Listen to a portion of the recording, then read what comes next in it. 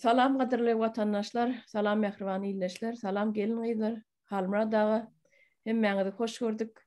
Bugünkü gepleşigimizde. Inni bugün bir salamlaşyň ilki. Aleyküm selam, salam vatandaşlar. Halmurata.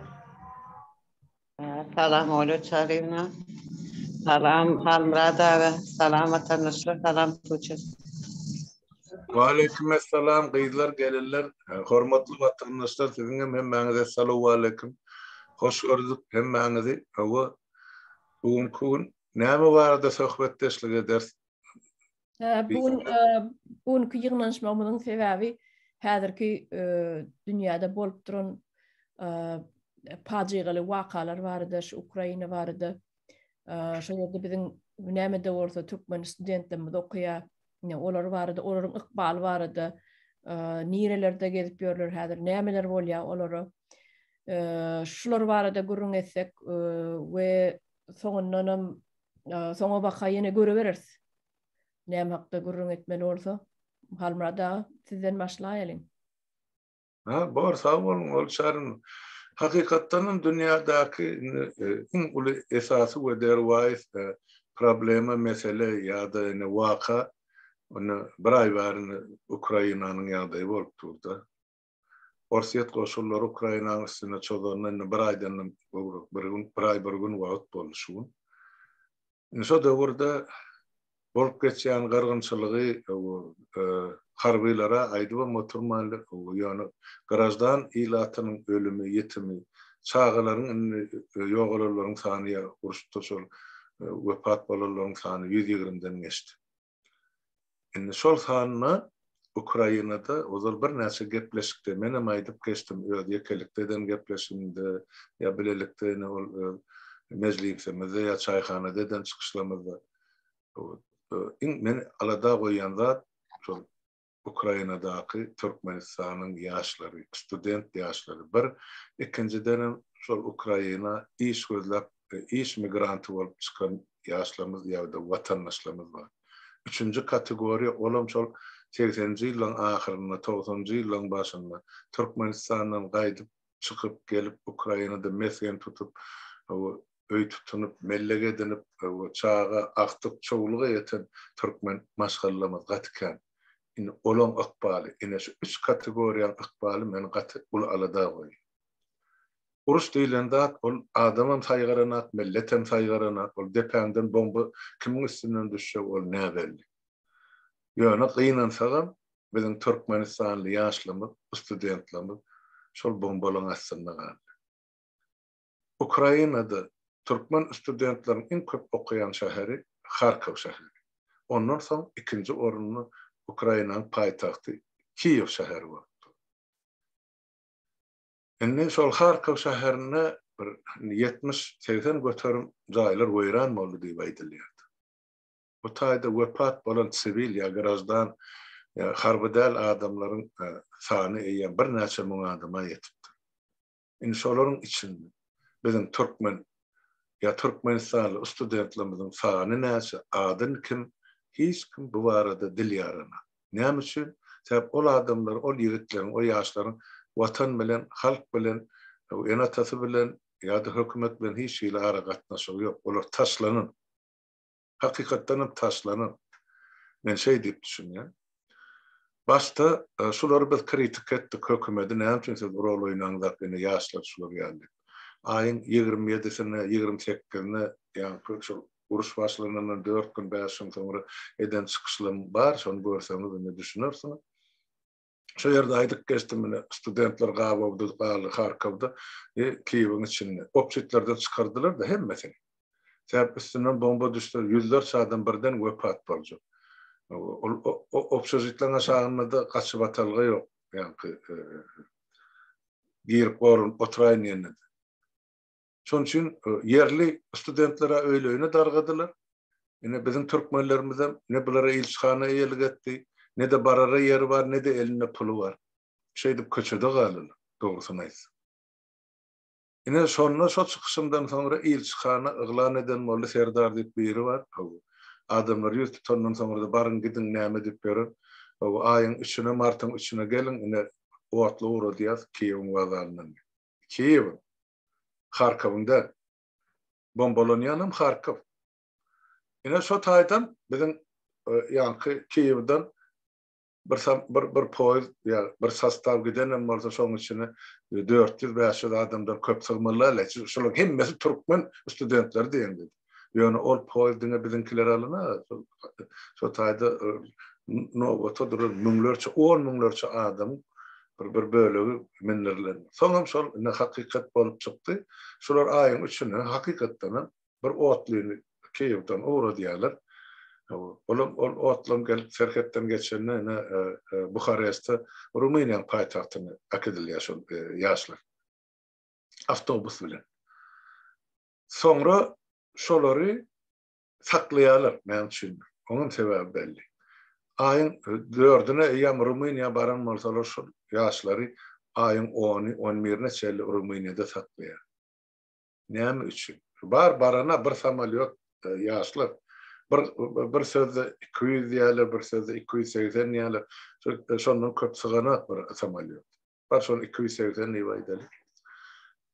Şolary edil şol Gurban Olyň ogly bilen geçirjek bolýan bir kanun saýlawyny gabatlap Aşgabatda getirýär. Mana uly sowgun bilen surata düşürýär. Olaram şu samolyotdan düşüp düşmän tagzim edip sag bolsun, ine biziň arkadagymyz bize kömek etdi, näme etdi diýip ine göz görtele ýalyn sözleýär. Siz çykan bolsaňyz 250 ýa 300 ýyl çykypsyňyz Ukrainada 10 müňe goly student ýene de şonça ýa-ni dastavşyk ýa guruluşçy bolup işläp beren türkmen ýaşlarymyz ýene de şonça 10 müňden gowrakdyr, belki onunam kändir.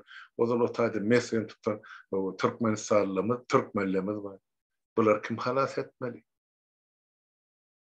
Şu aýyň 10-ndan bäri ine şunyň aýyň 26-sy ine 16 gün geçti. 16 günni 16 suutkada gije günni Orsiýet bombalapdy Orsiýet. Ol şäherleriň özel awat zatlar bar bolsa mundan 16 gün özel olaram ýykylyp oturdy. Ene humanitar koridor açýarsy bilirim ýalyn bolup çykdy köp ýerde. Şu humanitar koridordan gelýän adamlar oka tutulyp ýa bombalanyp ýogalar känni baýdy. Ol bir şol padwalda oturup açlykdan, suwsuzlykdan, elektrik, toksuz, hiç tatsız, kömeksiz, iýmitsiz oturup studentlerden näme galandyr diýär. Olara şu başly barat kaçan gutular, duran tutular, nakla şu 3-4 bolup eline galynja pullaryny şu töläp, şu serhede tarap kaç. Bosup başladylar biziň türkmenler. Ýigitlerimiz ýaş gynly. Hatta şol Rumaniýa çykan ýaşlarymyzdan bir bölegi ýene de Türkiýe tarap gidip durdy. Belki men çykyşlarymy dinleýän nälerler. Ýöne Türkiýe gidip durlar, Türkiýede de şolar hiç bir hili kömek ýok, gollawam ýok. Gelipsiň diýip şolary garşalar ilçihany da ýok, şolara kömek etjek bolup duran ýerli hökümetem ýok, biziň hökümetimizem ýok. Ene bularam artykmys ýük bolup dursa Türkiýede. Türkiýanyň ýagdaýyny şu taýda ýaşaýan watandaşlarymyz bilýär. Iş şertinem aýlyk ýagdaýynyň güllüginem güzeran. Şonça aýtdym, Ýewropa gidin, Germaniýa gidin, Çehiýa gidin, Şweýçarýa gidin, Danmarka gidin, Finlandiýa gidin, Estoniýa gidin. Ýöne şu dolanmaň Türkmenistany ýa-da gitmäň Türkiýe. Size hiç olmany Ýewropada şu täşe uruş gotarýança petinden bir ýyllyk şu döwletlerde saklajaklar, belki 2 ýyl. Dilini bilseňiz, işini öwrenseňiz, okuwyňy dowam etseňiz, ömürlük galsaňyzam bar şu taýda okuwyny okup ýaşamagy mümkin. Düşünür aýtdym. Ýöne şondan peýdalanan adamlar gaty az boldy. Häzirim giýişler men şon üçin aýdyp otyň şu zatlar. Näme boldy iýdi? Indi soňra Şweýçarya çykan men bilen habarlaşan 5 tane ýigit bar. Olar hany bulara ýaşaýsaýym, pulum, eşigim, iýmitinem öpçün etdir. Hökümet berwati 1 ýyllaň kabul etdi Şweýçarya hökümeti. Germaniýa çykanlaryň soňky 17 oglan bar, şolaryň içinde 4'ü ýaraly. Yani bir han bilen hökümeti, elçihanası ya da enatası. Onun bir yazıptır men çıkışımın aşağısında komment yerine. Böyle çağırmayı bilen eden çıkışımın aşağısında adam olmalı. Aydiya onun enatası bereniye gaytan diye hani çağalımız Avrupa çıkıp dursa tayda pul kazanır. Bak çağalanız canını halas etmek için çıktı şu ta. Ne güller bilen hükümetten ya da sizden enatadan kömek bolmansan şeydik gittiler. Yine de şu daşarı devletin hükümetleri, yol başçıları, dözümsüzçüler yani kömek edip durlar. Halkımızın şu yağdayını gör. Yurttaki şu düzgünü bilip. Kim anahil rejimin devlet başında durarlığını gör. Yani Türkmenistan'a elgeden ha. Yani bir statistika getireyim size. Şu Harkov'da dine Türkmenistan'ın studentleri okanak. Pinniler özlerinin alıp gittiler. Doğru mu? Beyleki devletler alıp gittiler. Yani yankı Kırgızlar 2000'den gowrak adam seni çıkardılar. Yine de 200 olayı galı olarım alıp çıkacaktı. Bundan bir hepte 10 gün ozala ettiler. Dün verilen malumata göre Özbekistan 6030 sani öz raýatyny Ukrainadan uruşdan alıp çıktı. Hani Türkmenistan mı? Ne için olar alıp çıkıp durdu Türkmenistan eýelik edene. Saylawy geçti. Lellimin oğlunu bellediler, on vazifesine inni Türkmenistan'ın halkım gerekli. So bir samalyot yaşlamadı, solar özlerinin bir kanun geçiriyen sayılığını kullanmak için kullanırlar. Yine vatandaşlar, so bizim student yaşlamadın durmasını bolup geçen da şu. Biz buna ne hile edip karşılık görmeli. Biz bu yaşlara ne edip biz kömek etmeli. Enatası dıma oturan varsa, hükümet kömek etmeyen varsa, bizim diğer zatlarımızı yaşlar dinlemeyen ya görmeyen varsa biz ne edip onu kömek etmeli. Yine hormatlı kardeşler ve zinarlar hem de dinle oturan vatandaşlar. Öz fikrinizi şu mesele boyunca aytmanızı sizden haýyş edeyim. Malika oğlum, siz şu barada öz fikrinizi aytabilecek misiniz? Ya Tuğçe, Malika oğlum.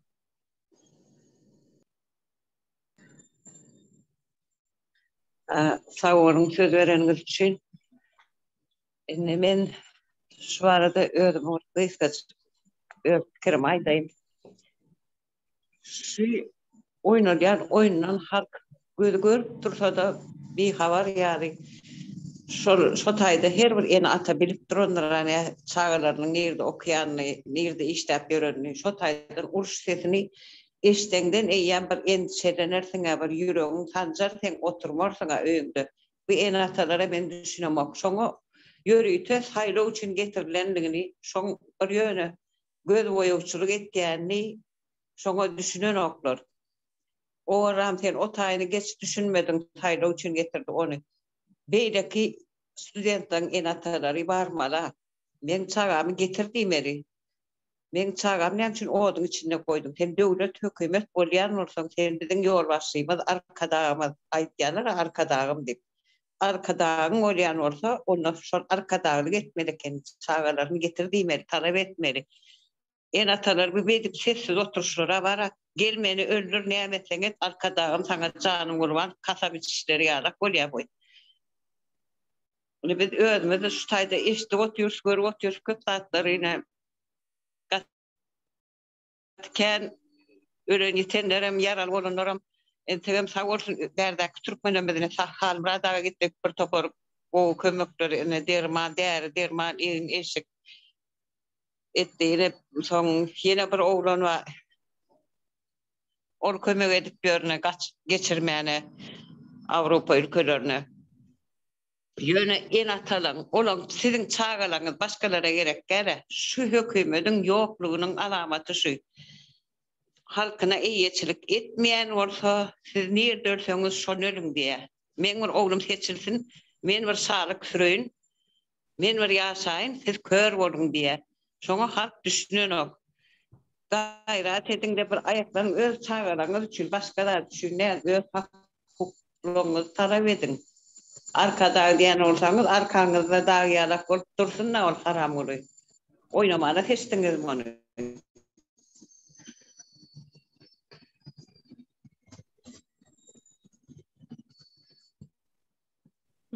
Böyle sağ olun Malikim oğlum. Tuğçe elini alır Tuğçe. Sağ olun Ölçer. Ben bugün bir studentimiz var. Ukrayna'dan gelen. Şundan sorup cevap alıştım. Bir neme gepleşe ettik özara. Şunda şu studentten 7 student gelen İstanbul'a 9. çiskoda Mart'ın 9'unda geldi. Rumanya'dan geldi. Şu gelen nemenin avtobusun içinde 2 Türkmenabad şehrinin Leningrad kolhozundan 2 oğlan ölen. Student bizden Türkmen oğlu yaralı avtobusa minenler. Şuların içinde Leningrad kolhozundan 2 oğlan ölen. Şuna nemettim. Bilgileri aldım. Sonra Rumanya'dan gelipler. İstanbul'a gelince muht. Yani pul tölemeden avtobusa İstanbul'a gelenler.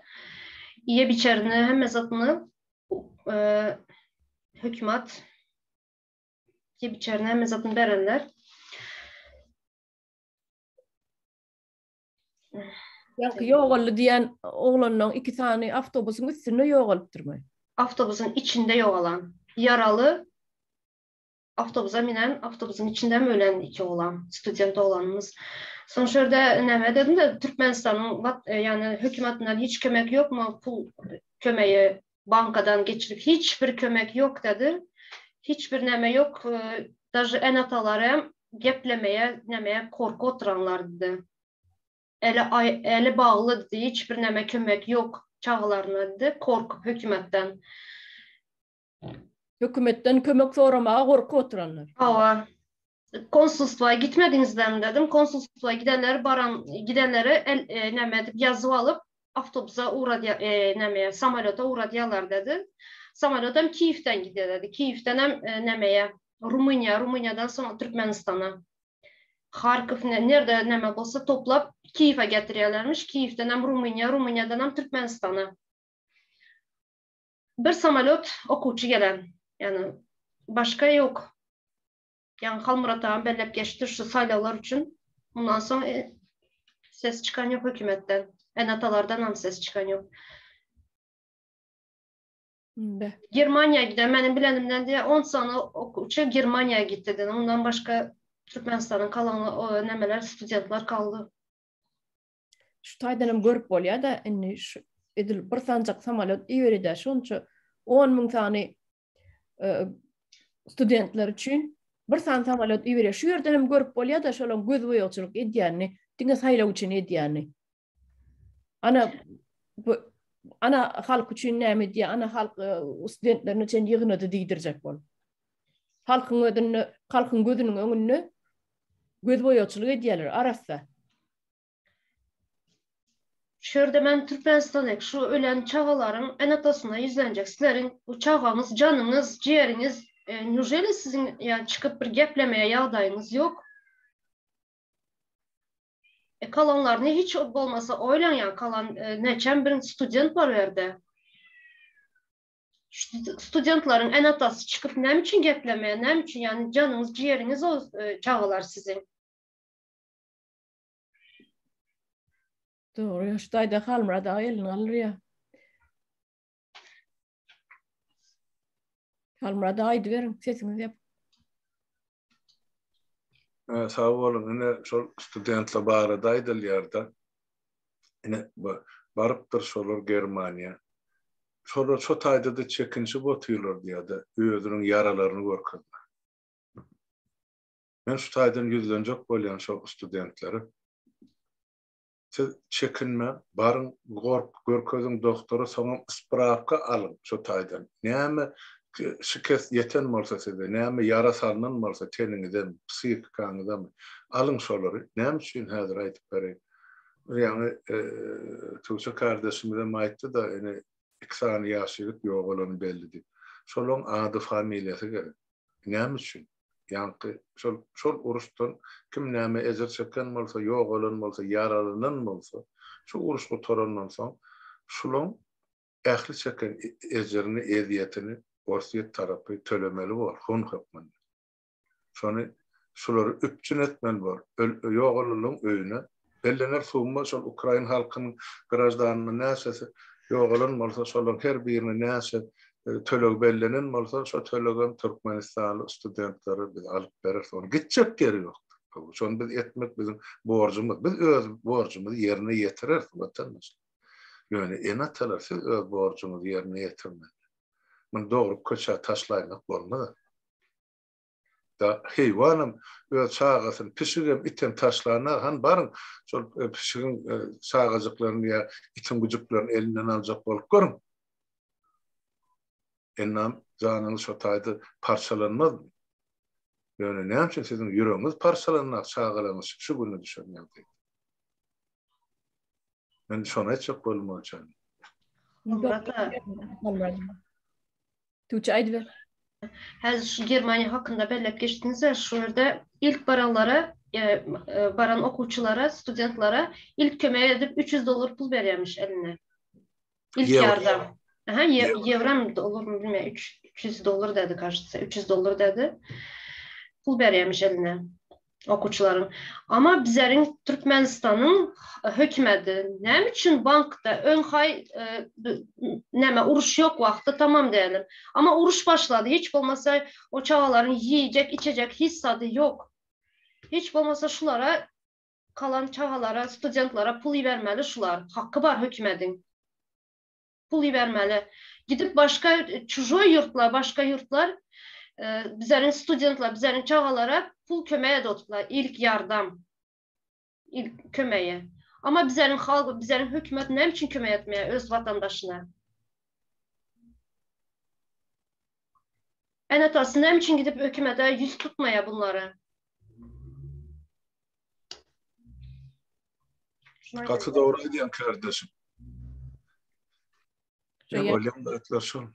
Palmra dayan kaydanladyňyz gatty dogry bellep geçdiňiz. Ve şunu ýene de bir sapar nıtap aýtmaly mukadiýan sebäbi halk biziň ýaşy uly bolsun, kiçi bolsun, student bolsun hiç biziň şu diýen datlamyzy dinlemeýän ýaly. Şular dinlemeýän ýaly ýoksa biz iň dogry maslahaty berýäs. Ne şu ýerde ejir çekenler we elsiz aýaksyz galan bolsun ýa ölen bolsun şolaryň doly ady familiýasy gerek. Sebäbi ertek gün şolaryň ejir çekenlik üçin siz dogry aýtdyňyz. Kun tölemeli şolar. O kompensasiya berämeli. Kompensasiya hökmany berämeli, hökmany suratda berämeli. Öýde ýogalan bolsa şu studentleriň enesi atasy var ýa-da şolara tölenmeli. Hökmany suratda. Ýöne biziň hökümetimiz bar. Şonuň yalanlygy, şo hökümetiň ýokdugy ýene bir sapar ýüze çykýar da ştaýda.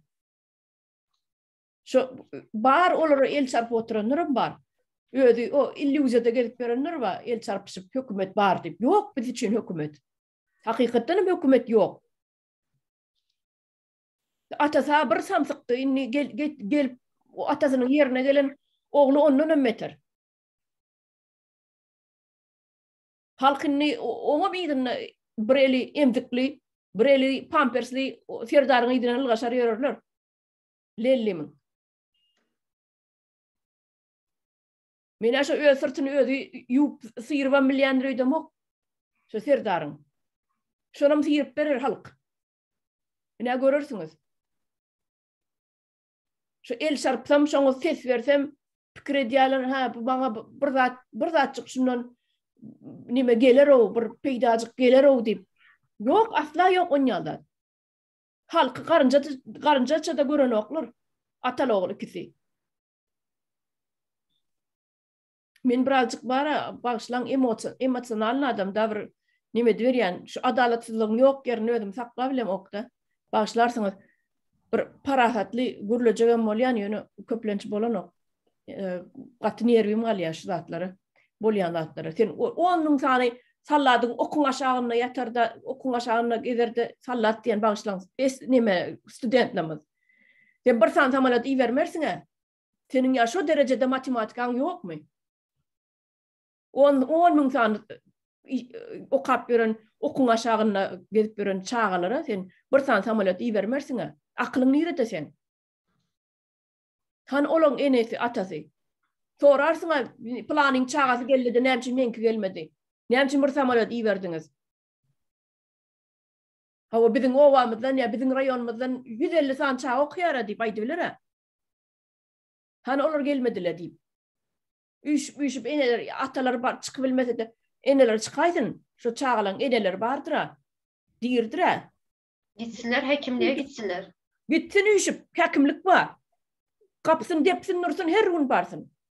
Şu uruş başlangıçından beri bir gün sıptırman 31 gün oldu. Bir gün sıptırman barmalı şolur.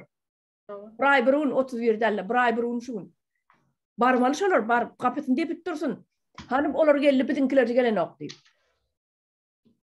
Sen şunun öz talabını, öz hak hukukunu soranın için sen alıp dıkma da türme.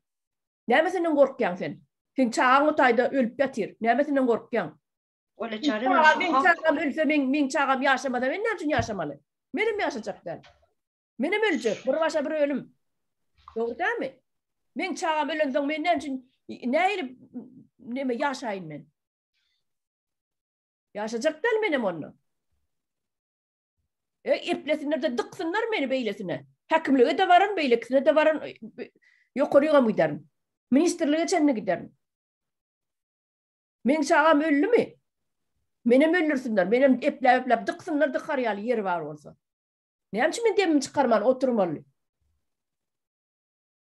İyiydim ben olsam ayal varın tırkap barardım barmalı yerine. Bir tabur ayal varın tırkardım. Sen çağın gerek değil mi? Sen çağın bağrından ölmedi mi diyeyim. Yüydüm olmasam avtobus tuturdum. Avtobusla giderdim şöyle ayarlar. Üyüşürüp. Ullakan Ikarus avtobus tutup üyüşürüp giderdim. Her gün taşardım şatayı. Ağlamadık oğlunu emcek yok diye. Ne için o tür bizim Türkmenimiz? Ağzına su alan yani. Kahraman meliye bağışlan, terbet nervim alıyor, şişe bolyan dağıtları. Böyle de bir mankurtluk var ikeni. Böyle de bir samsıklığına bak ağrı aşı. Ona heli böyle oldu halk. Bir 10 yılın içinde safsim nime deyiptirler halkı. Yer bilen yeksan ediptirler. Ses çıkmadı yani ediptirler. Ne şu baştan sesini çıkarmasanız sonra vaka şeyle oluyor. Depenidir şenlikte oturuyorlar inni.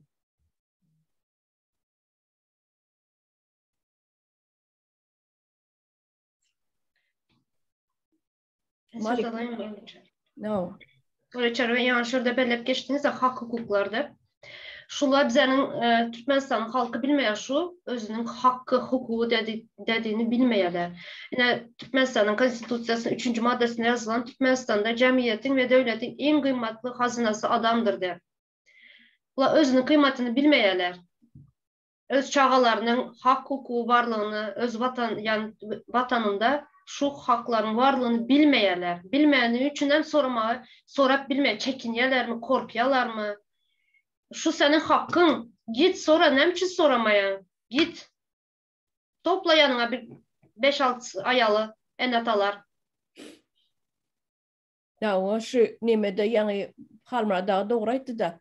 Şu bizim Türkmenlerin bilimsizliği sebeple. Şu daşırurtlarda aydalı yukarı bilim alıp okuyamıyorlar da olin bilim alan ok olur. Benim fikrimce bilim alan ok. Şolar şol gulçuluktan yani Türkmenistan'dan burada dedim sıpmağın yolu mu kadiyen? Çıkmağın yolu mu kadiyen? Student vidanı alıp çıksalar şu bir sancak yol var Türkmenistan'ın rayetlerinin Türkmenistan'ın teritoriyasını taşlap gitmeyenin yekece tane yol var.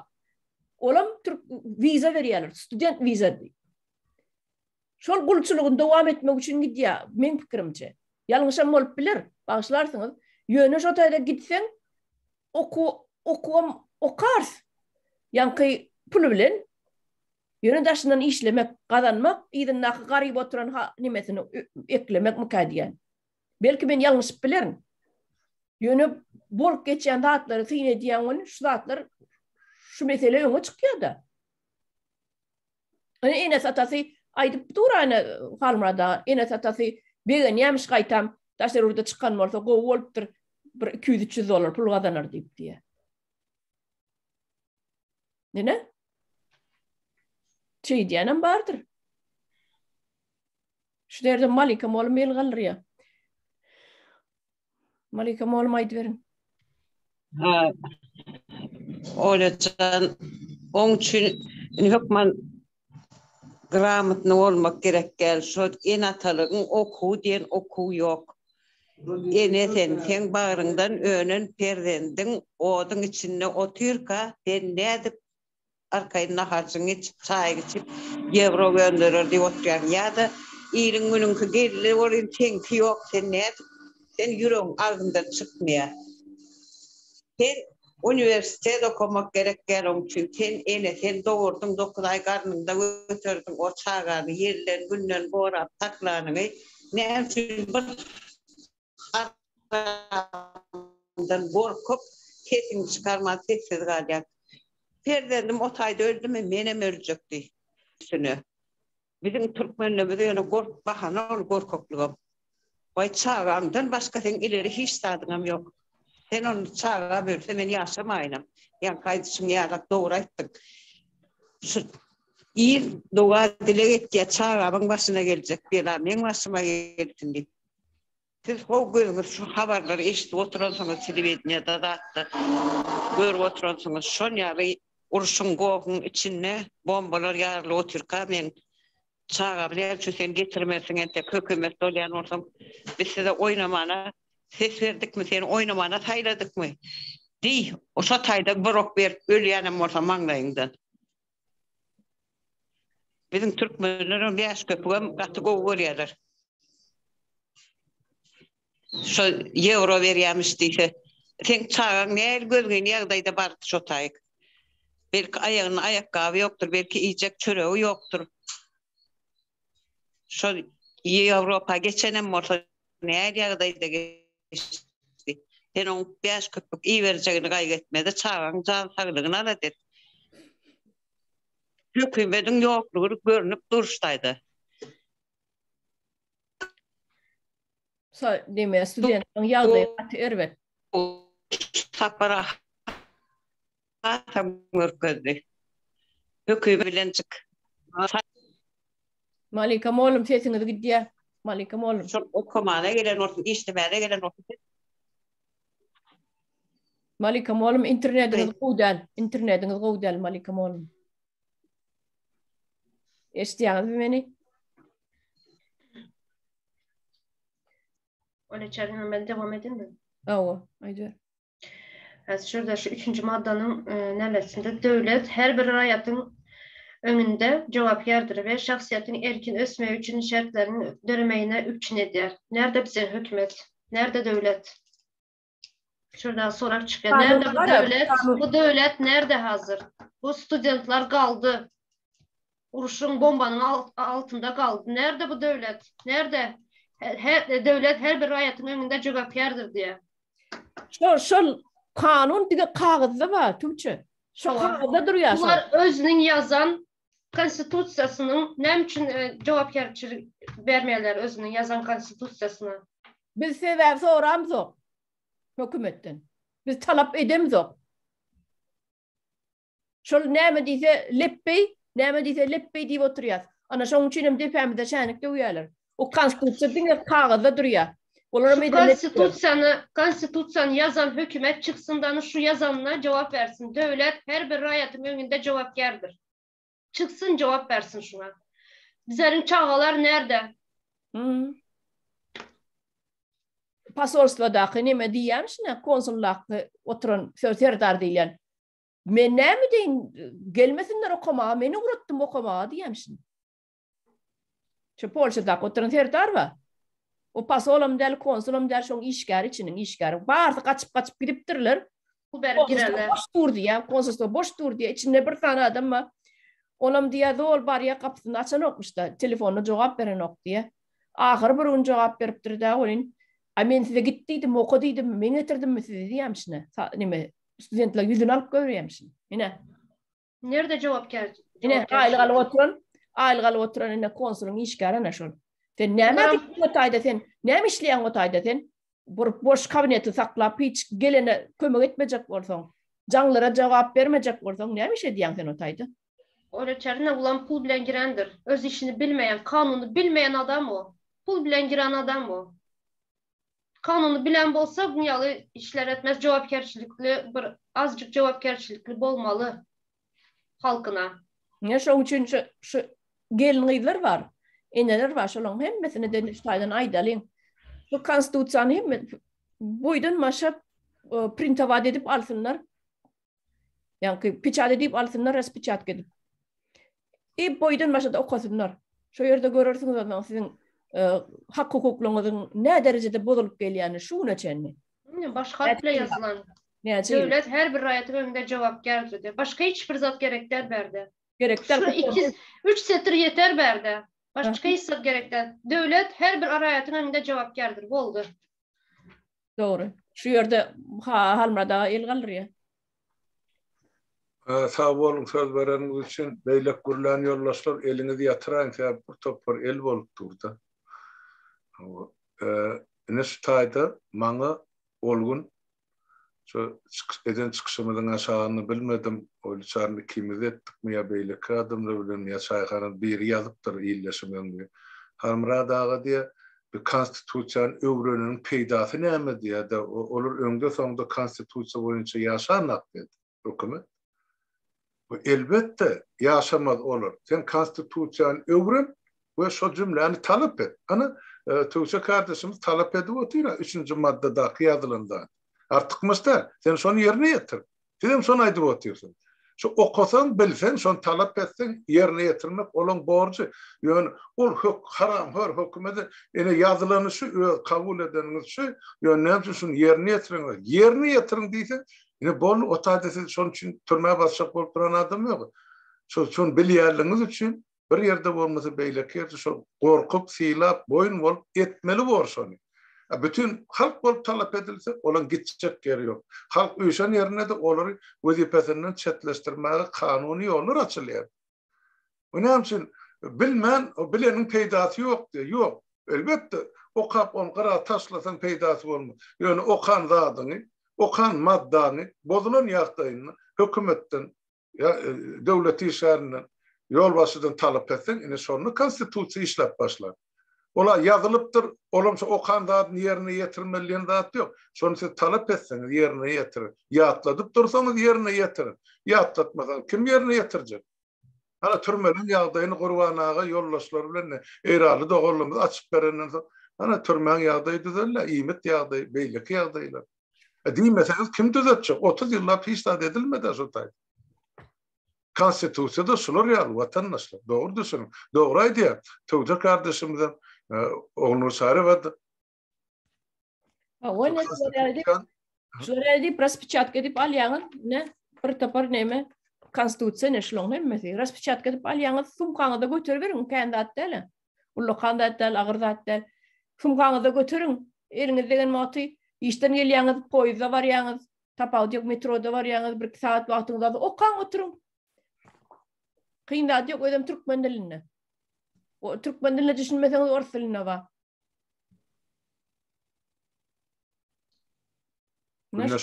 Beş maddasyny okasalarym bir aýda oturup bolýar, şonu 4-5 maddany okaýyn.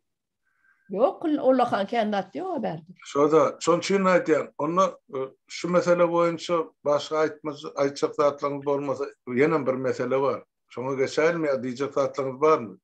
Studentler boyunca, yaşlar boyunca. Ben biraz şu konular hakkında biraz neme geçin. Aydın. Başka devletlerde, ösen devletlerde okuldan okuwçylara kanunları öğretip başlayan okullarda. Ama bizde bu ýaly zat ýok. Soňam şu kanunları okap hemme öğrense bu problemalar dibinden öz çözülüp gidýär bunun. Problemaların. Hiçbir neme gerek yok. Dibinden çözüler bu problemalar. Şunu aýdylar. Menem ruhsat berseňiz bir zat aýdaýyn. Skazatny okuyan studentlerden habarlaşyp durun. Ona şolar aýtýar, ýerinden pul goýberen okdy, goýber bolan okdyda Türkmenistanyň en asalary. Şu Rusya'da da studenttan ýagdaý gowy der. Şonu aýdaýyn edim ýagdaý.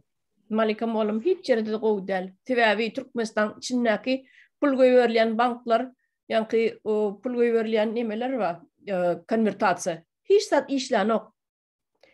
Hiç pul goýberip bolanok şoň üçin ähli ýurtdaky studentleriň ýagdaýy öwürlük däl. Hiç mümkin.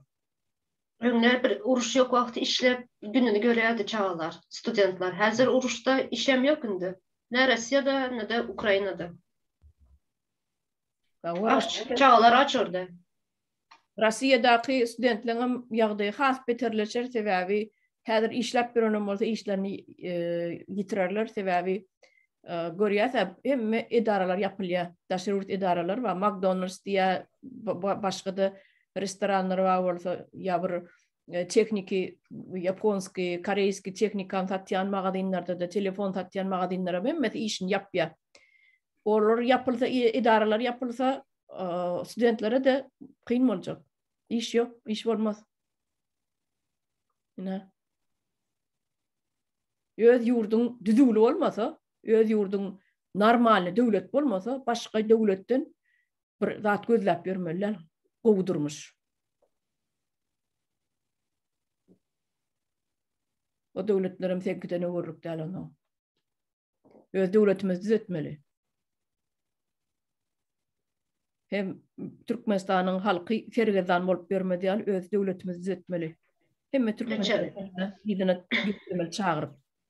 Öyle çary we halam ýakşy başga döwletler ýene de bizleriň Türkmenistan watandaşlaryny prioritetde neçe milyon daşa çıkan var. Var. Student bolsun, iş bolsun, neçe yani yer yüzünde dağıldılar Türkmenler. Hakyky. Türkmeniň ýok, döwleti ýok, bolaýmasa häzir.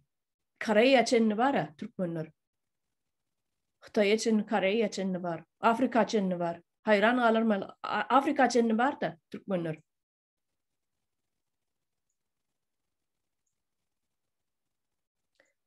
Halmra da dowam ediverin.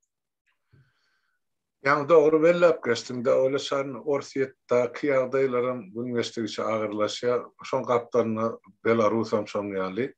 Ne şu iki devlette de yine de bizim student ýaşlarymyz da kapýar. Western Union işlerine pul geçene.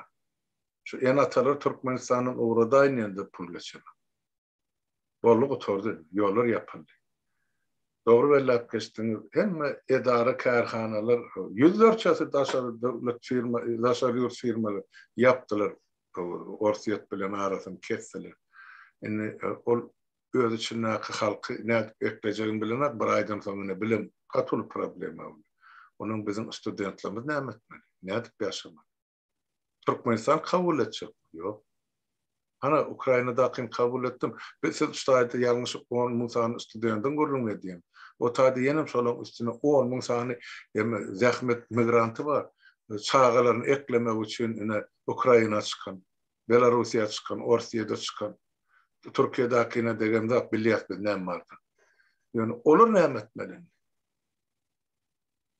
Problemi bir-birinin üstüne minip gidip barýar. Halk bolsa ämanaty bize degişlerini kädip. Ýok watandaşlar. Her birimize, her bir maşgala degişli şu problemi. Size de degişli şolsany ýurdun içindäki. Size de ine bildirirne tomsuňy ine Ukraina şumar uruş gidip dur. Bular emani buğday ekanak, arpan ekanak, şalyny ekanak. Ýoksa dünýäň 30% demesini şular üçin edip otýdy. Azy bolan makaron beýlekisi bilen. Ýok aýny bir. Näme Gazakystan berjekmi ýyly? Ýok. Orsiýet özüni maçarak tapana. Boldy indi Türkmenistan näme bilen naharlamaly halkyny? Bar buğdaýnama üwep ömüden bayramalyň uňza aldyna çykyp owgany urady otýdy. Olara yaranjak bol. Öz halkym aç. Koronavirüs gidip otýar. Ana bütün dünýäň ýemeleri ýazyp otýar Türkmenistan koronavirüs mewjap durdy. Yerden ses çykýar, halkdan ses çykan, gyrlýanym ýenem halk. Näme üçin öňküleňizi ýaly etip aýdaňyzak ýa görkeziňizak ýa reportaj bereňler. Bir gün ajala buyurulan halkymyz bar. Şeýle biperwa öz durmuşyny, öz saglygyny, öz geleceğini, öz döwletini. Men şey diýip düşünýär. Elbetde bazı içine 5-10% döwletin, ýurdun, halkyň aladasyna diýär. Ýöne köpçülik ene şeyle bir mene düşünmedim. Ne düşünürjegimi bilemem. Bolup duran ýagdaýlar görüpdi.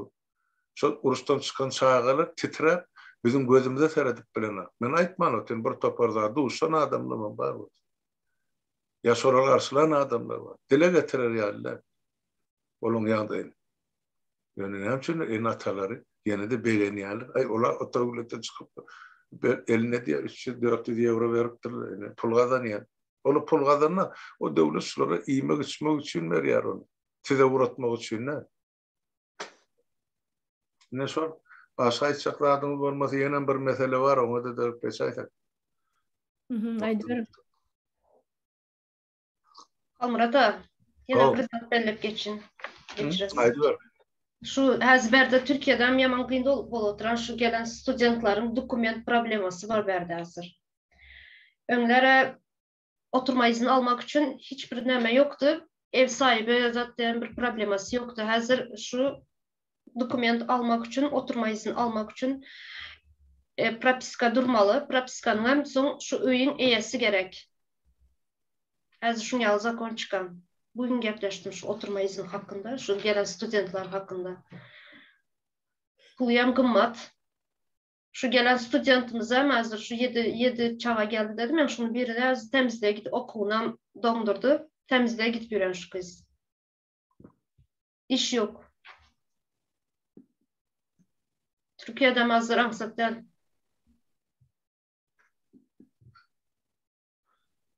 Katı doğru ýön şutaýda bir zat ýene miýatladyp geçen. Şol ýanky Ukrainadan ýanky Türkiýeге giden ýaşlarymyz bar. Men şolara maslahat berýän. Göni ýygyňyza dolanyň ýene de Polşa girinde, şo taýdan özüňiz belli edin ýa Polşadan otlamagyň da Germaniýa geçin. Bir ýyl ýaşamalym bolsa, 5 ýyl ýaşamalym bolsa, mana Ýewropada ýaşap. Okuňyzam şo taýda okan, işiňizem şo taýda edin. En atalarınıza da azar verme. Olur öňde soňda sizi innejek ya size kömek etjek bolup durana. Edaýyn ýene de Western Union işlerini. Öz günüňizi özüňiz görmeli, öz başyňyz özüňiz çaramaly wagty geldi. Şonu aýdýan. Ýalňyşyp häzir Türkiýe baran studentler bar bolsa, bar men bilýän. Ýani Ukrainada. Gön ýygyňyza gaýdyn Türkiýede gelin de Polşadan islenlik otlamanyň mutky diýe Berline tarap.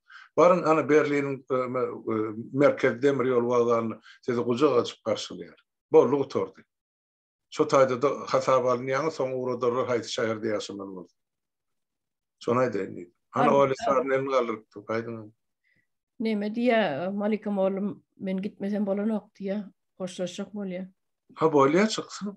Biz dowam etdirip beres görüňiz. İş bar bolsa gitmeli bolýar. Var diýä. Bolýar. Bolýar Malikam oğlum. Onun ikinci tema var ýene de. Şu taýda onam agzak geçmeli mi käkdir? Seni biz bilýäs. Näçe edip görüldük, aýtdyk, goýdyk. Şol hökümetiň ýanky geçirjek bolan ýa geçiren bir kanun saýlawy barady. Şonuň bir kanunlugy, konstitusiýa, kanunlary dogry ters gelýärligi. Dünýäde bular ýaly edilip, o saýlawlaryň bolmaýanlygy, onda da demokratik döwlet diýip özlerini atlanyrşlar ýaly. Eger ýele ýanynam geçen hakda ýöne bir şol ýeme edebilşim şu diýip halkyň ýüzüne tükürip, gulagyny çekip özüne dogmasyny öz kursusyny oturtdy diýmesek başga hiç zat ýok. Oňam şeýle boljagyny bize ýa 3 ýyl 4 ýyl bäri aýdyp gelýär. Halkam äwmedi ay näme bolsa şo bolur cehennem diýip mene cehennemçiligiň etdiren oýuny şo. Ýöne şu taýda men näme bir iki zady siziň ünsiňizi çekmekçi bolýarmyn. Birinciden şol bir kanun geçirilen goşadırmak üçin näki saýlawlary ýani merkezi saýlaw komissiýasynyň baş tutany tribuna münbere çykyp eglan edýär. Ses bermäge hukugy bolan Türkmenistanlaryň 98 göterimi gatnaşdy diýär. 98 göterimem 3.800.000 adam diýär. Pikir edip görün. 3.800.000 adam ses bermäge gatnaşdy. Indi bir zady gözüne getirelim watandaşlar. 3.800.000 adam ses vermeye katnaşan bolsa, yani 18 yaştan ýokary. Demek şol her bir adama yine de bir çağany goşup bolýar da gatdyrma. Kamillik ýaşyna ýetmedi. Yani şol ikisini goşýan bol 3.800.000 o taýda yine de 3.800.000 ýankyp dogan bäbekden 18 ýaşa çellisi. Yani bilen bu taýda ikisini goşýan bol 7.600.000 adam bolýar Türkmenistanyň ilaty. Yok, sadece arifmetika. Demek şol her adama bir çağıdan bersek, demek şol 3.800.000 ära ýaly pasap, şol bir maşgalada 2 çağısı dip pasap edýär. Ýöne käbir maşgalada 3 çağı var, 4 çağı var, 5 çağı da var o yerlerine. Emma şol bir maşgalada 3 çağı dip borsak, onu Türkmenistanyň ilaty 10 milyondan geçýär. Nereden alıp bular bu sarlar? Bular var halky haywan rüýdýärler. Yo, ine orçarny men halkyň aýdyp otur. Ine bular edip oturup oýny. Gözüni gyrpman yalan söz diýäli döwletiň minberine. Muňa da şo zally oturalar gürpülledip el çarpýar. Hey beýlede bir kezzaplyk bar, beýlede bir yalançylyk bar. 3.800.000 saýlawçyny Türkmenistanyň içinde bula nereden tapdylar? İlatyň 60 göterimi, ýagny saýlawçynyň 80-85% ýa göterimi ýurdun daşynda kal. Ýurdun içindäki şo kän bolsa 600.000 adamdan geçene ses berjek adam ýa 700.000 diýip şunu çekdirip süýmür balamyz. Oňama näçe prosent saýlaw gatnaşdy. O sanlıklar görkezýär, biri dolu sanlyk, biri ýarty sanlyk. Şo bir sanlyk depip tıkanda da o taýda 5.000 saýlawçy sesi ýok. Daşar döwletlerde ay sanlyk açdyk. O sanlyklaryň diňi bir-birine ýatyr. Ine bulan göz boýagçylyk edip, ine ede bilşim şu diýip tutuş halkyň ýüzüne tüýkürip, ine eden etdiligi şol. Halkym ýüzüne tüýkürip, ine ýaşamagyny dowam edýär. Edin hanı o taýda çağılaryň tepesinden bomba uýup kırılıpdy. İçindäki çağılaryň barada da hanı bolguny aýdyp berdi. Genotsit. Ine böyle genotsit şol. Şonu düşünmeýän adam barmy ýurdun içinde daşynda? Näçe gedip düşünür aýtmaly sede. Ine edip bilşim şu diýip ine gurnan pırıllygy. Ine mundan beter bar öyle çary. Şo hökümetiň gurnan şol oýunyna höwes bilen girip, şolun yalan, ýaşyryk bir kanun saýlawyna goşulyp, şonu resmileşdiren kandidatlara näme diýjek ýurdun daşynda? Sadece biz näme aýtmaly? Özlerini aktivist, ay biz näme görlähet, ay biz näme lider, näme ol. Şu ýerde var men diýende halmrada. Dur sağa torayma şular şol hökümetiň bir kanun saýlawyny kanunlaşdyrýar. Şoňa gatnaşdym hökümetiňe. Demek sen şolary ikrar edýän. Sen şoňa razy, şolar realterde geçirilýän saýlawy 28 günde saýlaw geçirilmeli. Hem kandidat elan edilmeli, hem kandidatla saýlanıp seçilmeli, hem bular halk bilen görüşmeli, hem programasyny aýtmaly. Hem saýlaw oturýar. 28 gün haýsy döwletde bar. Haýsy demokratik döwletde bar. Şeýle saýlaw görkezim. Ýok, ýok da onda siz näme üçin gatnaşýan? Siz halkyň öňüne çykdyňyz. Men bilýändim. Ýol görkezjekdi. Ne görkezýän ýoluňyz şumy? Men hiç kim adyny tutamak, tutmagym islämem. Ýöne siz Türkmenistanyny diktaturany ikrar edýän adamlar. Başga hiç kim der. İkrar etmeyen bolsaňyz başgaça görüşerdim. Biz aýtdyk, biz ol saýlawlarym, ol kandidatlarym, ol döwletim, ol hökümetim ikrar edemde, sebäp Türkmenistanyny hökümetim ýok, sebäp işleýän kanun ýok. Kanun işlemese nerden hökümet bolsa, nerede döwlet bolsa. Şu zatlaryň hiç birisi ýokka, ine bularym gelip halkyň ýarasynyň üstüne duz goýýarlar. Her bir iş bitiren ýa. Ne bolýan zat? Ondan biz nädip kanuny döwlet gurmaly taýdy? Nädip halky inandyrmaly?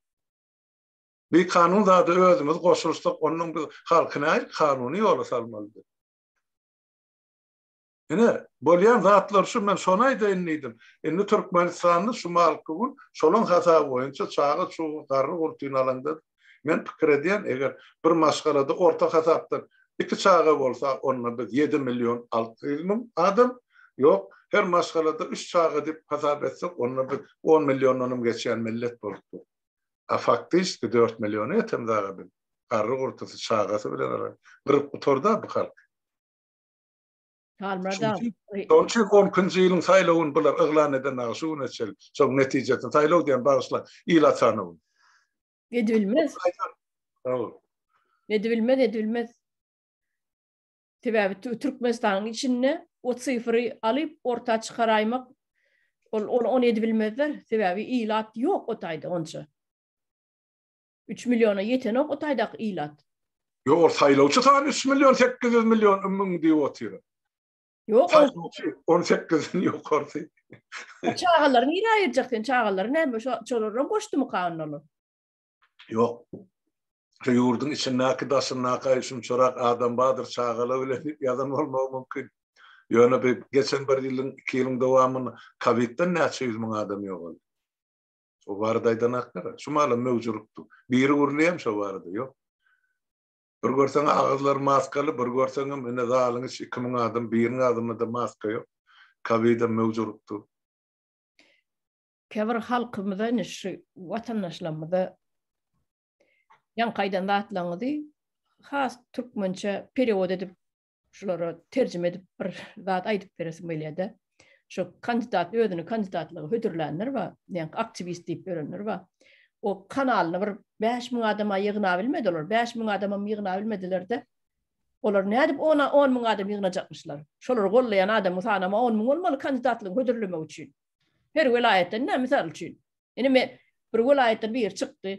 Şonun ovodaşları, şonun rayondaşları, şonun ova gençlikleri, şol oblastın, şol vilayetin adamlarının sani bir 10 bin dağı in adından barmalılar. Şunu bir hödürleyesip yukarı iyi verme için, kandidatlığını hödürleme için.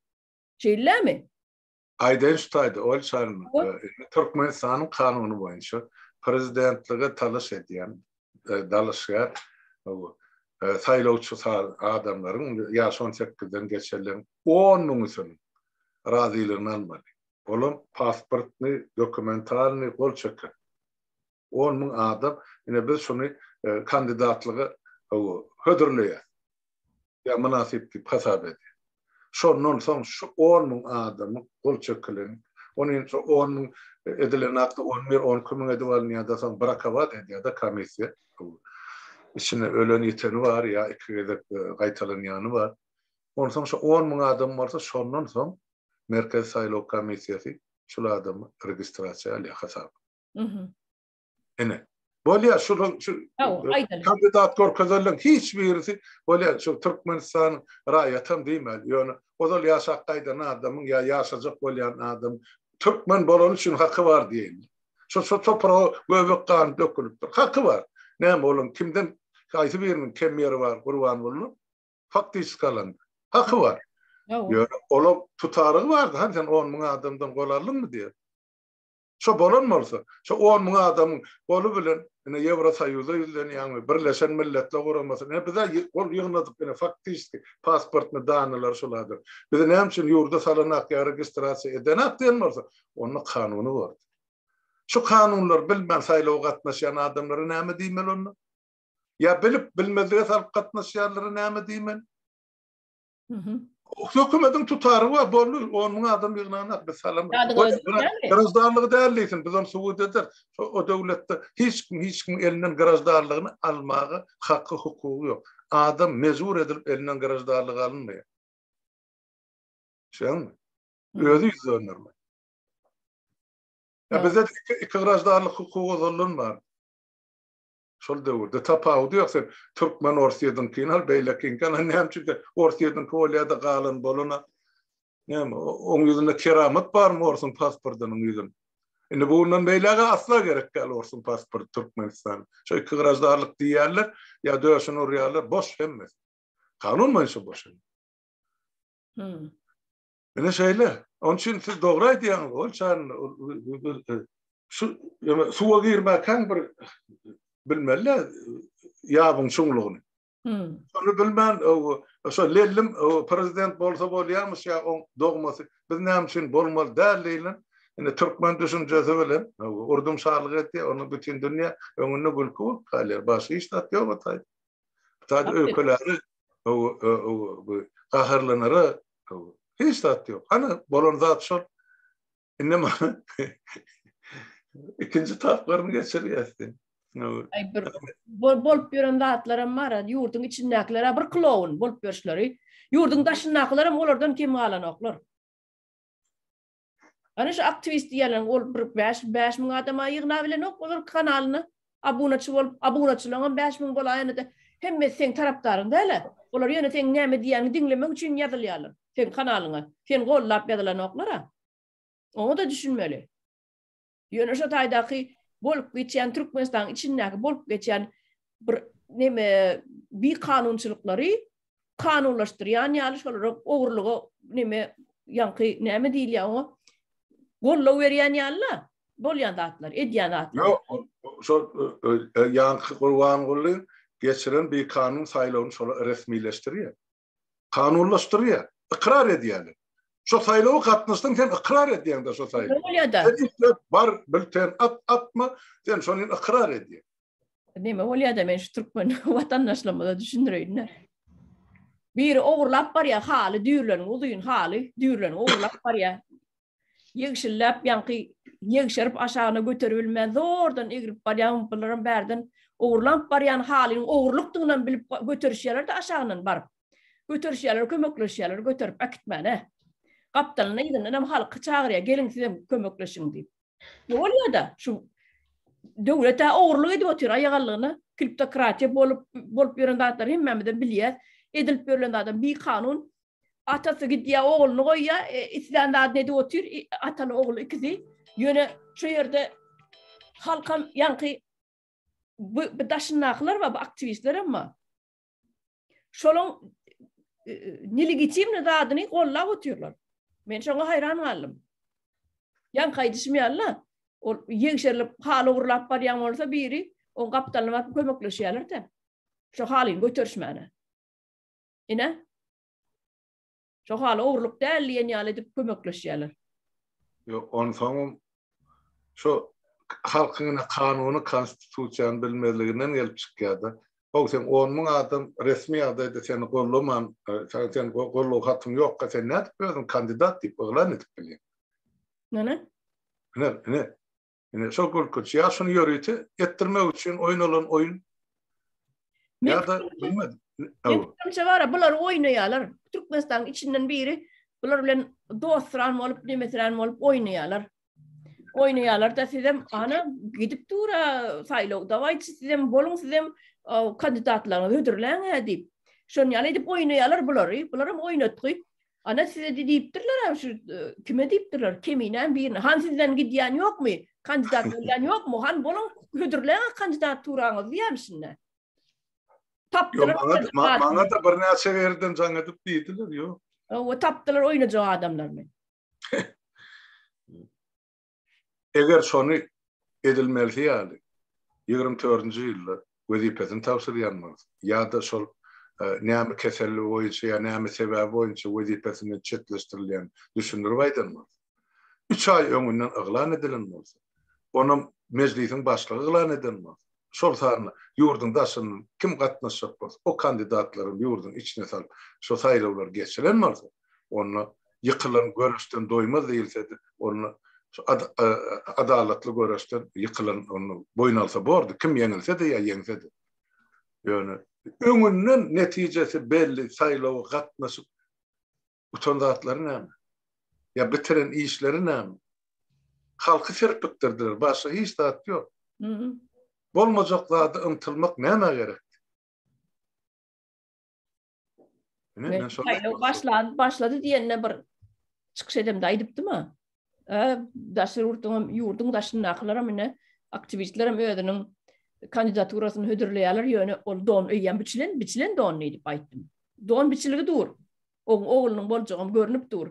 Ýöne bu daşyndaky kandidatlar kim içine saljak?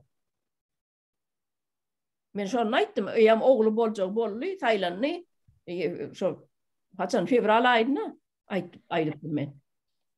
Yo salınmasa da yine yurdun daşına 10-15 bin adamın sesini yığınadık deyip tutup bilýärler ha Ýewrosaýyda da Birleşen Milletler Guramasına da şol edildi mi? Yok. Özlerini hödür ediyor. Bar diye, biz bar diye, ne diye, ollaya diye, saylanı diye ses verdi. Hani? Bu bir sayla o oyuncağı öwürmek gerek gel. O şol bizim hemmemizin düşmanımız ol. Öresi. Men düşünüp otdym. Yani onun yerinden qoğazgamak için onun karşısına da bir on oynayan oyunun karşısına bir qoğ edip güýç koymalı, kanunu güýç koymalı. Ola kanuna dowlanýar. Birincene grazdarları däl. Yo onu ortadan aýyrýar. Sen hiç olmanı onun adam bir real adam pasportu bilen sesini ýygnady. Olara görkezme akitde Ýewrosaýyda görkez. Birleşen Milletler Guramasına görkez. Ine men real adamlar ýöne men şunu açyp görkezjekkä. Saylaw geçenden soň şol adamlar ýa şu taýsy birini jaň etseň, ene sizi tasdik eder. We barsyny jaň edeň, onun adam ýa 10 kimin adam, haýsyny isleseň. Şola meni gorlaýar. Şol edilmese onun sen nädip kandidat boljak? Nädip Ýewrosaýyda ýutupjak ýa halkara bileşir. Bolmaz awzatly. Olaryň görüp oty hana hökümete şoň ýalançy kezzap. Bir oppozisiýa diýerim salgymylgap berer. Kim olur düşünüpdi? Hiç kim düşünüpdi? Galmada şeýle bir zat kelleme geldi. Geçen ýyllar onun külmi. Geçen ýyl myka. Şo gruplar näme ýygnap ýördiler, pasportdanlar adamlaryň hemme. Ähli adamlaryň pasportdanlaryny ýygnap çykdylar. Oynamana ýyngladylarmy? Biz size täze pasport alyp berjek diýip. Sen näme pasport kory çykanma, elinde pasport berer ýaly. Ýöne şolar ýygnadylar. Türkmenden ähli adamlary pasport täze pasport berjek diýip birinciden özüne şey diýip abunaçy ýygnadylar, diňleýiçi ýygnadylar. Gara olar pasportlaryny ýygnadylar. Bir okda iki togşan urdular da. Inni gelip serede oturýan şu saýlawlarda şu pasportlar danlar gerek bolanlar diýjek bolýan. Men onu ýalňyşman bilen, ýöne men kelleme şu wagtça pikir geldim. Oynamana ýygnadylar monda, sebäbi bardyr o. Nämçinden de Türkmenistan vatandaşlaryň hazırdan bireme pasport en slabı noktası. Şunun için köp adam inanıp berdi pasportlaryny, danlaryny oňartyrmak üçin. Doğru. Bolup biler. Adamda samimiyet diýen zat bolmasa hemme zat için ulanyp biler onu. Şoň ýaly Türkçe elin galyp dursun sen ýa. Yok kaldırdım ama. Tamam. Bu salyawlar hakkında näme etsek, bu en başından beri bir kanun bular. Bir kanun sebebi şurada Konstitusiýanyň 98. maddesinde salyawlary ähli halk we yerli salışyklar geçirmeyin tertibi kanun bilen keskitlenýär. Salyawlar we salışyklar adatdan daşary ýagdaý döwründe geçirilmeýär diye. Şurada adatdan daşary ýagdaý döwründe geçirilmeýän sebebi häzir Türkmenistanyň ýollary ýapykly. Şu adatdan daşary dälmi azdan bireme? Korona bar dep ýollar ýapyp goýan. O adatdan daşary ýagdaý. Şu kanuny bozanyň en näme sebebi hem şu hazır görünüp duran. Soňam Türkiýede 2 milyona ýakyn Türkmenistanyň vatandaşy bar. Şuların 2 mesele men barmadım saylawa. Ben Türkmenistan vatandaşı değil miyim? Ben barmadım saylawa. Gitmedim. Saylamadım. Значит, bular seçenler bu bir kanun saylawa seçenler hem seçilenler hem kanunu bozdular.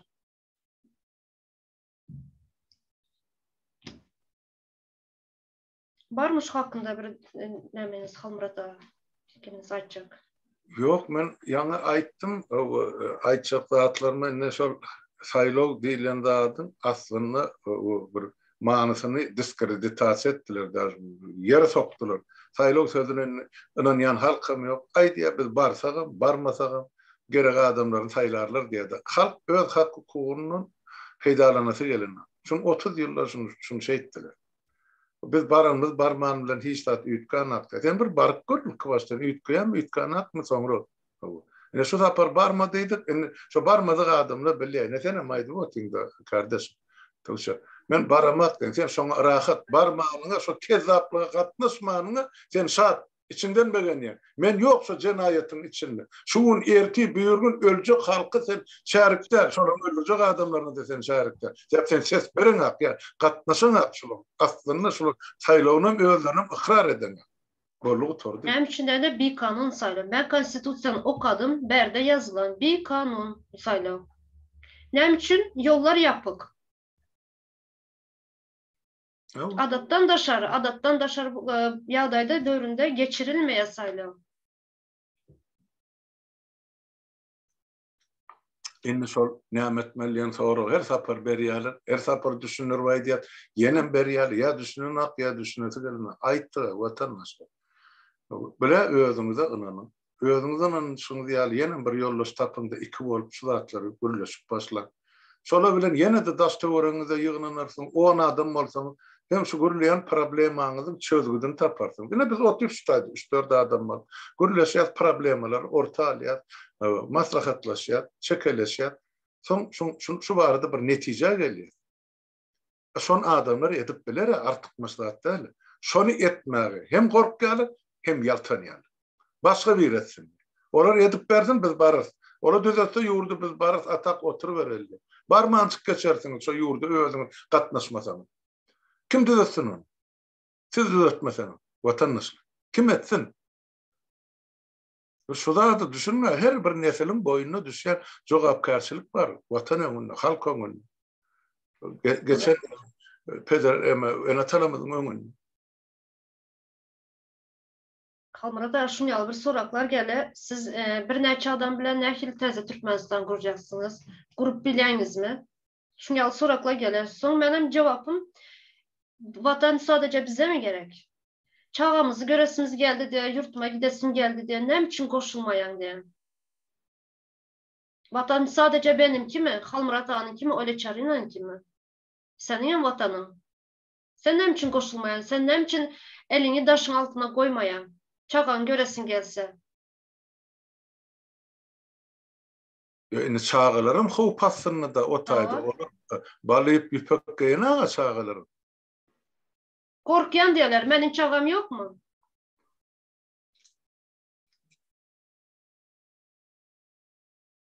Doğru. Ben korkmayan mı? Benim korkuyan. Benim çağam yok mu? Ama yine de çıktım şöyle.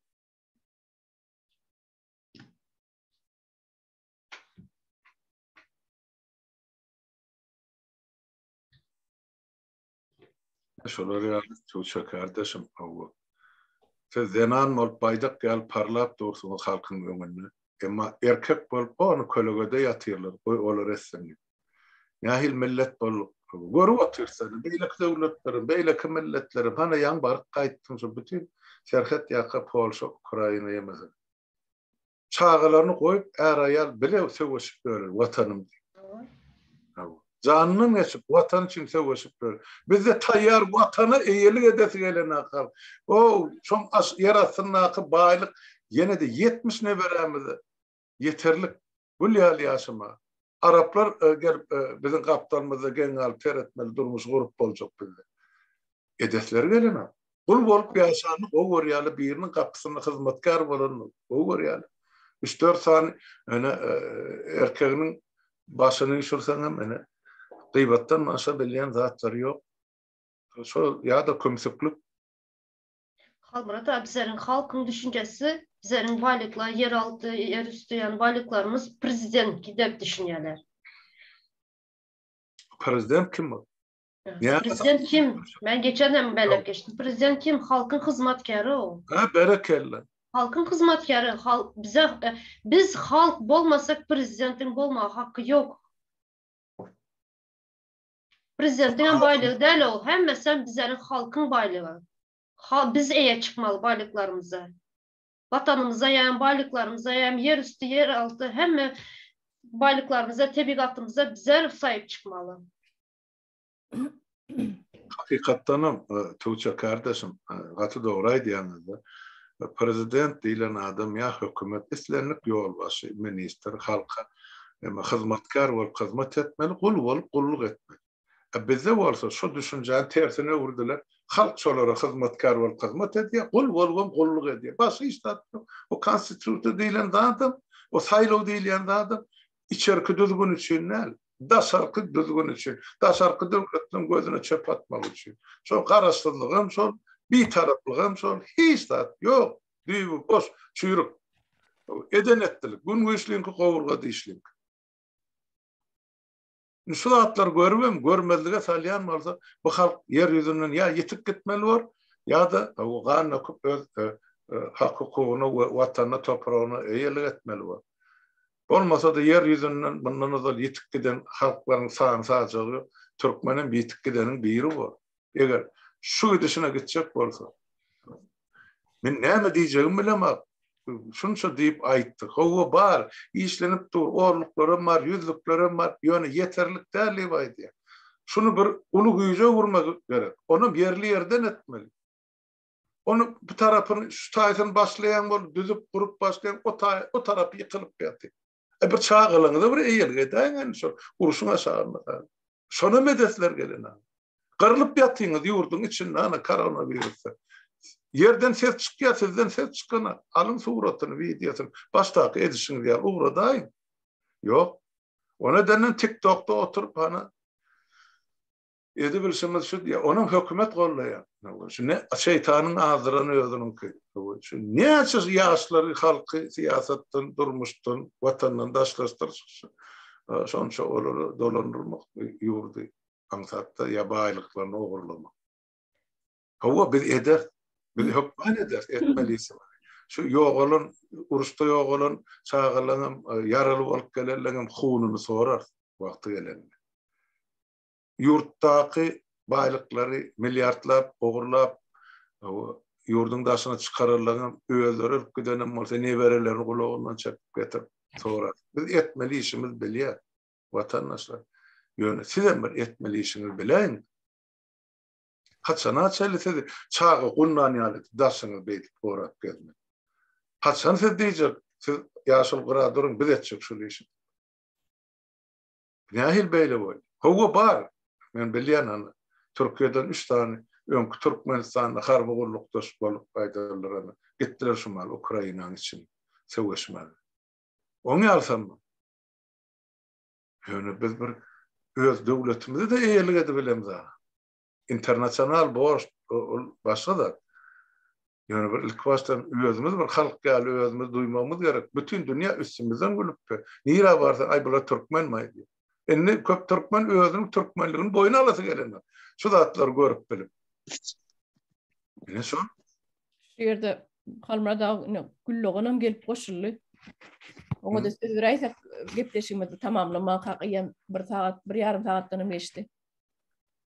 Ay bolar, onu güllüğünüm aysın, son bolmasa kutura iştaydı sebep diğeri zat, aydara zatkan, yönü vatan çaklı, vatandaşlarımıza miyad etmeyin.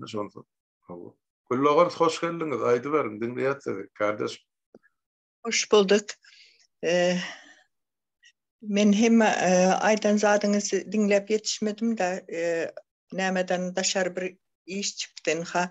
Biz daşar yurtta yören son hazırına erhele geldi.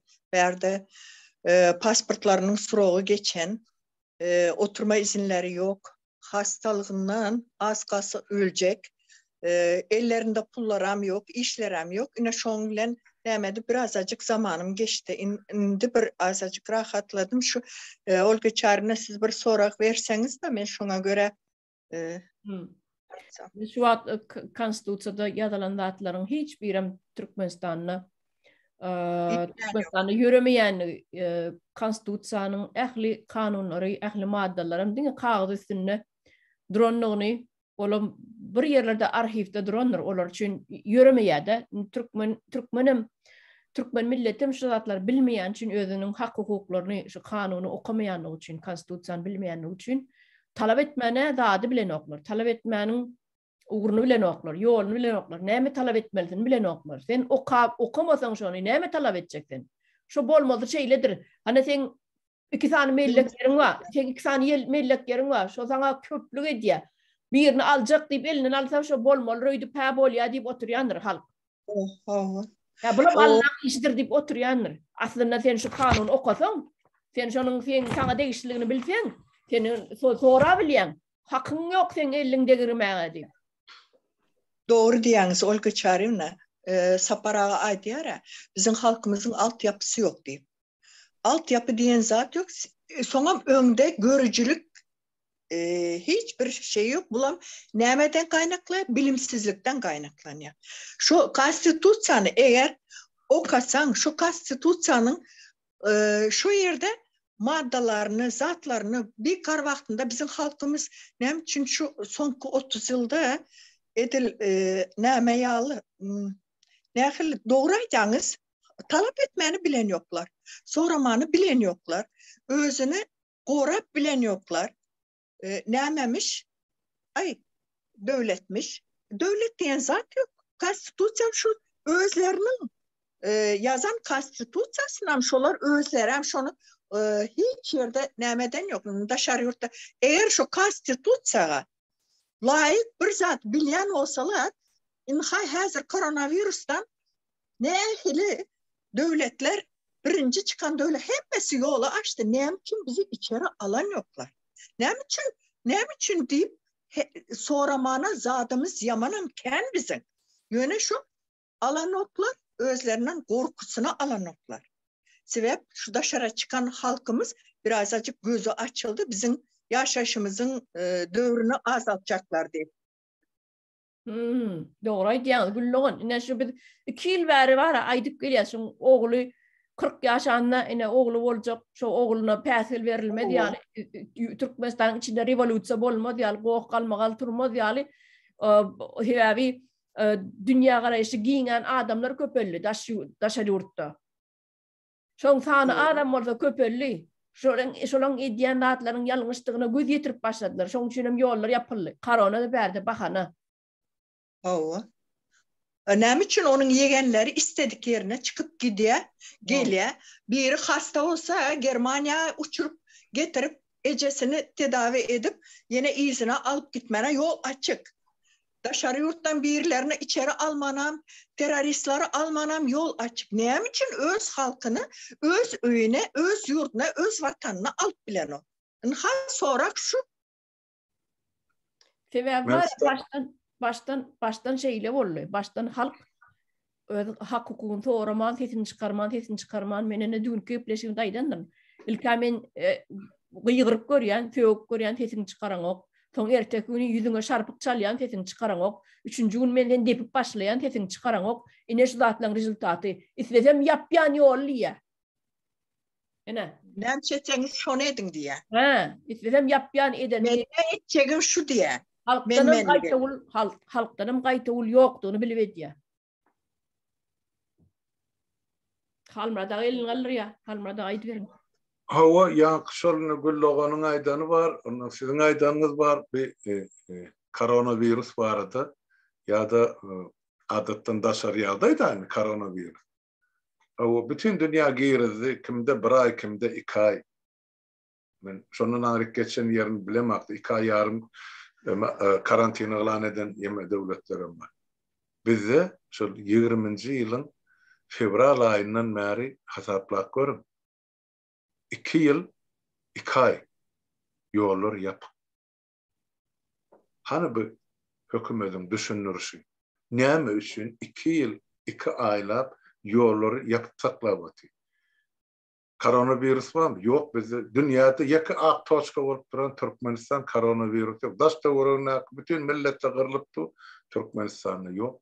Oňam ýalanlygyny bütün dünýä bilýär. Ýöne de ýok. Dünýäde korona bar, bularda tozanan nokuz. Ene nähil beýle boldy? Näme üçin bular jogapkarçylygyny çekene? Sen geçti, 6 ay geçti, sen düşünür. O, ene koronavirus emele geldi. Biz şun öňüni alyp bilemdik, şoň üçin daşyny galmaly etdik, içine galmaly. 1 aýdan soň ýa 2 aýdan soň şu mesele dolanyp gelir. Ýok, hiç ýer düşünürüş ýok. Samalyotlar uçanak, aeroportlar boşdu, lýotçyklar işsiz ýaty. Ene strukturasy, grazdan aviasiýa strukturasy ýumurlyp ýaty. Ene milyardlap gurulan aeroportlar mene hankar. Mun öňüne çykyp şu edenin däl şunun bolanak diýen ýeke adam ýurdun içinde ya daşyna ýok, iki ýeke şol soňky dören adamlar bolaýmasa mundan ozal ýerde 27-28 ýyllar. Olam görüp oty, halky esasen öz hakyny talap etjekkä.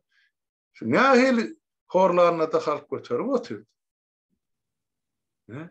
Şonun netijesini görüp otursanız şu. Yine de dımıp otursanız erti sizin hiç biriňizde ýurda dolanmak yok, ýene bir gezek yok. Bilip goýun şonu. İýdiňizde galyn çağılaňam näme boljak olam belli däl. Nire haýsy döwletlerden çykaryljagan belli däl. Gör bak olar hökümet golgaryna gidip saklajakmy? Ya daşar döwletleri olan organlaryny öldürüp satjakmy? Bulan garadan gaýtmaja görünüp dur, şonam edi gotylar Türkmenistanyň şol türmesinden dangdan akdilip ol Krasnovodskda aýtdy, bir türmede oturup ýa-ni dirada mertlik bol 2 saat ýarymdan soň cesedini berdiler diýip. Onu şo dangdan garny kesip organlaryny alyp Krasnovoddan samolyot uçýar daşar döwletler. Şoňa ýüklep konteyner bilen gyzgynlyk bilen ertip any daşar döwletden organ satyn alan adama goýýar. O bular adam satmadanam gaýdanak. Bu zatlar ýola goýulan watandaşlar. Size nädip düşünürmeli bundan beter? Ne bolýan zatlar? Ştaýda güllüğünüm elini gallypdyr halmyrada. Halmyrada doğru aýtýaňyz. Koronavirus bar döwletler yolları açtı. Türkiye'den 4 ay biz öyden çıkman oturduk. İnanın biz daşarı yurdun adam bolsam kapımızı kakıp kolonya, maskalarımızı berip durdular şular. İhtiyacınız var mı deyip sorap durdular. Öz halkına bir aylık maaş verdi.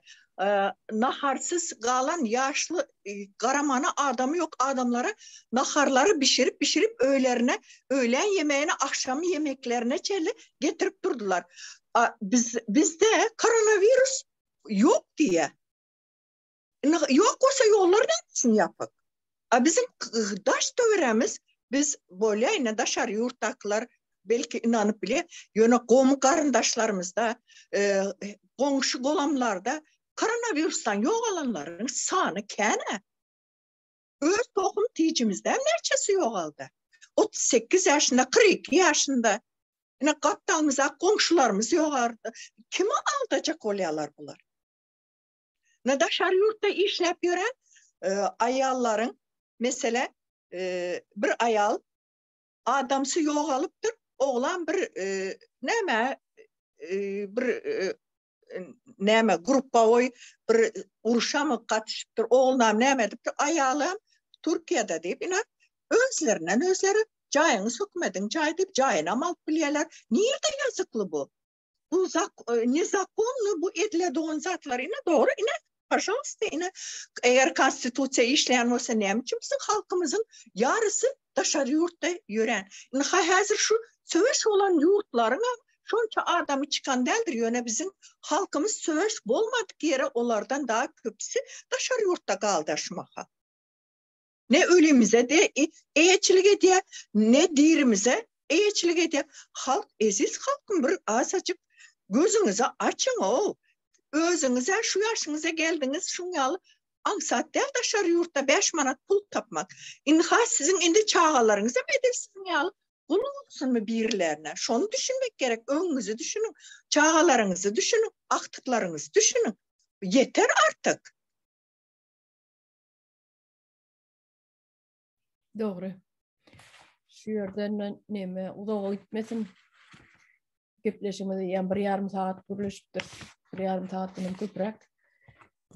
Şu en son bir konstitusiyadan bir maddany menem okap berenýän oturmaka beni Türkmenistan'da men yaşayakam intek Gurban olan döwürde de Saparmurat Türkmen maşin döwürdü. Şu döwürlerde eýem başga milletleri işten aýryp başladylar.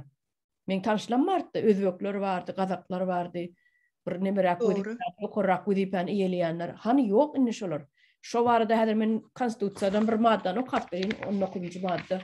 2-nji bölüm Türkmenistan'da adamyň we raýatyň hukuklary, azatlygy we borçlary diýe. 19-njy madda Türkmenistan adamın ve raýatyň hukuklarynyň hem azatlyklarynyň deňligini, şeýle hem haýty millete degişliligine, teniniň reňkine, jyntyna, gelip çykyşyna, emlak we wezipe ýagdaýyna, yaşayan yerine, diline, dine garaýşyna, siyasi ıgtykadyna, haýsy partiýa degişligine ýa-da hiç partiýa degişli däldigine garamazdan adamyň we raýatyň kanun öňündäki diňligini kepillendirýär diýär. Ene size. Hany bilen üçin ýören o. Indi bir gazak ýa bir özbek ýokary wezipede ýela oturun ýa hakim zat gördüňizmi? Indi bir zat aýdan ol geçärimne şu Niyazowyň döwründe kaptallarymızda goňşularymız bardy. Özbekistandan gelin bolup düşen 2-3 tane çağası var şolaryň. Şolary gije, yarım gije, gündüz däl gelip şu ayalı alıp gidip granitsadan geçirip geldiler. Deportasiýa edip geldiler. Şu 3 çağasına adamsı kaldı. Şu döwürde gijelerine gelip şu Özbekistan indi öz görenimi bilenimi aýdýan. Nha şu ayal da bağırıp maşina mindirip koyverdi. Ertesi günü adamsam yanında gidecek oldu. Etmediler. Maşinda izinden gitti. Şu granitsadan şu ayalı geç. Çağalarıyla adamsa ağlap kaldı izinden. Sebebi ne mi? Sebebi Özbekistan raýaty. Türkmenistan'ın değil. Yok, ol durmuşa çıkandan dokument alanır, durmuşa çıktı. Zakıs hatızadı var. Tolka onun bir belli vakti var eken daşar yurttan gelip yaşan vaktinde şu belli möhletiden sonra olar her yıl barıp oturma izin mi diyer? Türkiye'de biz alıyız. Türkmenistan polnüstü şonu uçoda koyup almandır. Kak daşar yurtun raýaty ýaly yaşayan eken. Be. Gül abla, o yollar meselesine gelsek, mesela benim yine klastaşım Özbekistan'a durmuşa çıktı. 4 çağası var. Şu enesi Türkmenistan'da enesi ölen vakti merekesine geldi. Şu gelen sonra Özbekistan'a abratını vermediler Türkmenistan'ın önemesinde, granitsasında. 4 çağası kaldı. Yani durmuş o nemesi ama erdi. Öylendi son. Kaldı şurada Türkmenistan'da yankı benim klastaşım. 4 çağası bilen adamsı kaldı orada. Doğru. Olmasa şu tayda tamamlaydın görüyen beter uzağa gitti. Dinleyicilerimize mi yatsıtmayın gerek olsa son yenem devam ettiririz. Mesele kan. Kardeşlerim sağ olun çağıranınız için, sohbetleşmeye geleniniz için vatandaşlar sizem görün, dinlen. Elbette netice çıkarın özünüze gerek neticeni. Her kişi öz ıkbalının iyisidir. Kol koşup oturmayın. Harekete bereket deyiptirler. Geçmişteki Türkmenler hareket etmek gerektir. Şu yerde biraz aýdaýyn Halmurada menem size goşaýyn.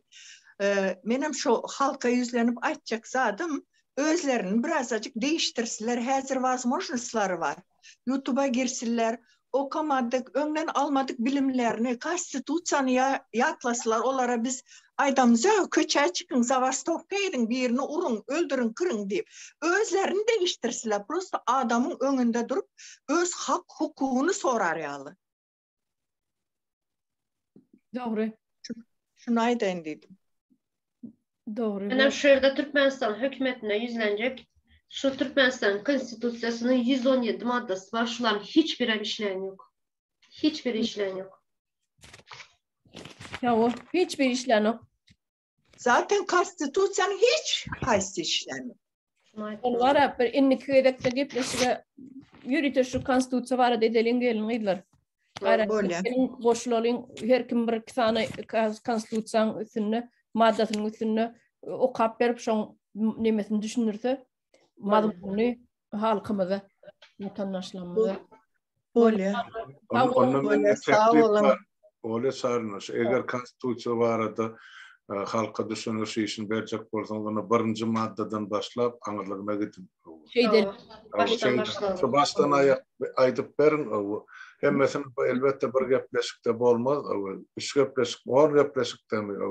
birinci maddany aralyp maslahatlaşyň, ikinji ay geçiň, üçünji ay geçiň, dördü şey etip gidin. Arasyny bölme.